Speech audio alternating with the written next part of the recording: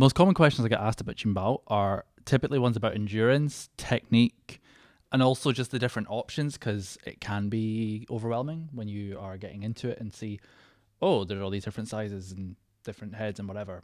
So today I'm going to try and answer some of these. The number one question, I'm going to start out the gate with this one. My hands hurt.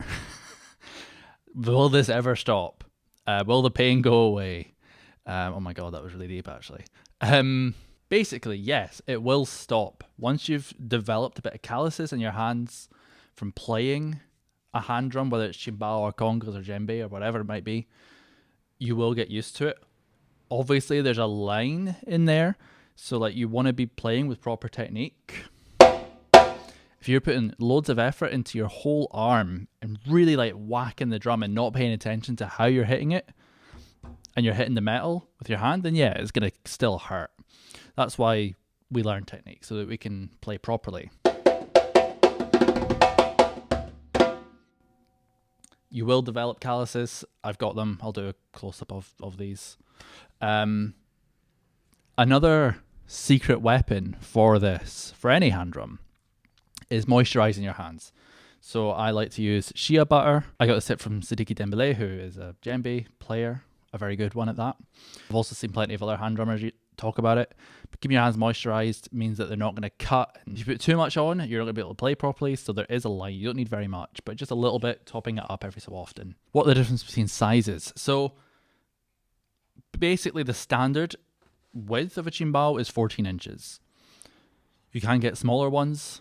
These are typically designed mainly for little ones, like children and whatnot. The most common size really is 14 inches.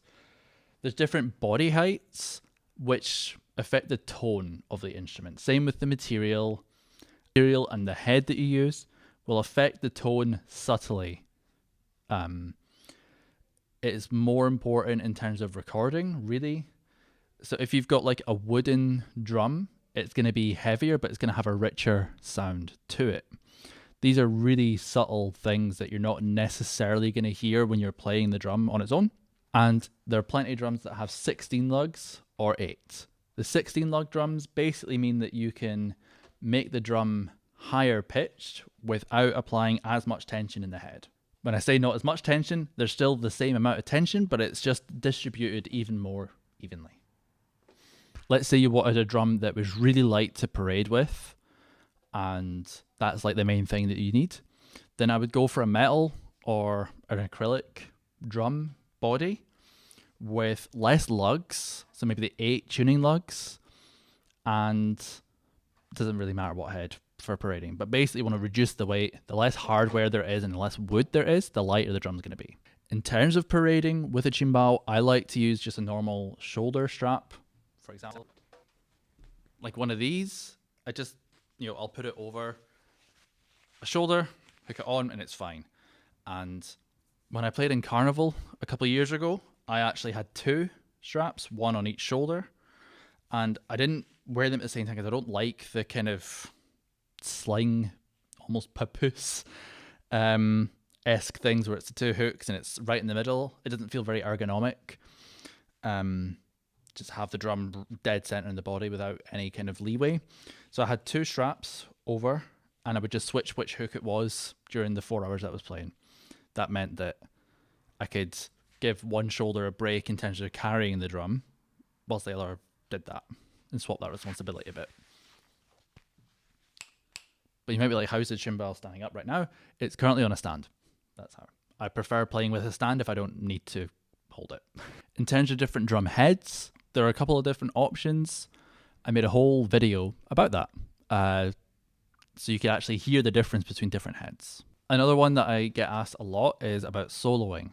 So obviously the timbal is a great instrument for improvising, playing solos, having little moments. For those who are new, I'm going to make a whole video talking about soloing, which will come out at some point. In the meantime, the essence of that really, and to get started, is actually just learning some phrases. So if you know, let's say, a couple of classic ones of...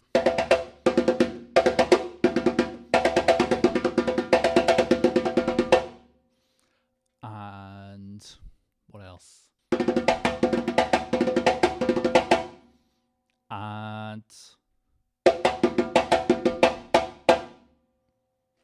then you can just alternate those three phrases and play little bits of them, cut it in half, and just play around with those. Really, is the essence of getting started with soloing. Having a set amount of phrases that you know and can play confidently, and interchanging them, chopping them up, mixing them with something else.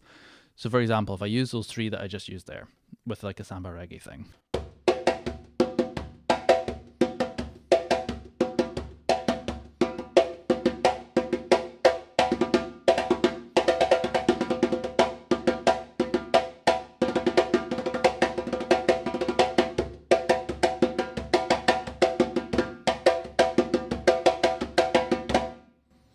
Was it the best solo on earth? Of course not. There's no such thing, really. But, you know, that was just me chopping up bits of those three phrases that I just played and adding them in, playing over things again, referencing them. And that's basically what everyone who's soloing does. There's a point where you don't need to think about these things, but you will still have these kind of phrases that you keep going back to that are your safe haven and your home. So if you're given a moment to do a solo, then you can build a thing around those phrases. That's how you get started anyway. That is all for today. Thank you so much. It's been a short and sweet one, and I hope to see you in the next video.